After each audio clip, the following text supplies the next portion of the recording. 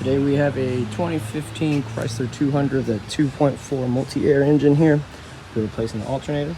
First thing to do, number 10, go ahead and move the negative terminal here on the battery. Now we're over here. Let's get this drive belt off. Number 16, going counterclockwise, located right here. Let me see if I can catch it on right there. All right, go forward, aka you're going to go counterclockwise.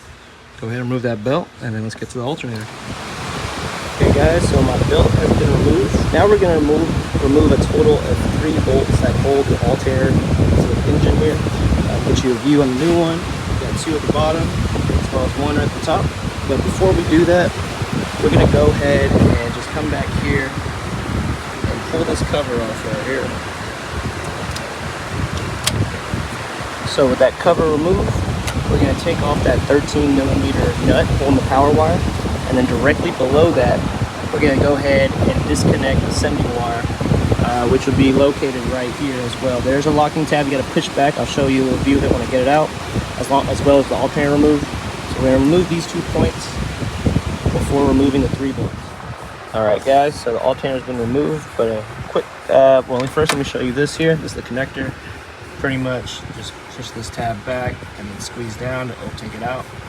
Now, one thing I did have to do just to kind of give me some more space, I didn't want to damage anything. I took out for number 10 over here so I can just manipulate this line with the pressure switch. Really is what gets in the way. So disconnect that just so I can manipulate just a hair in order to pop out the alternator, as well as leaving this bolt inside because of the high side down there causing some problems. So just a little FYI, so I'm going to go ahead and pop that in and get to the next step.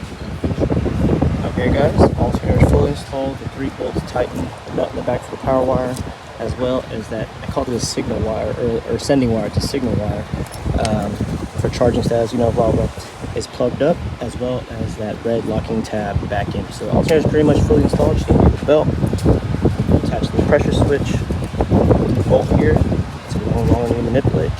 So all I gotta do is put the belt on, reattach the negative terminal, and we're done. So thanks for watching. Please like, subscribe, more videos coming.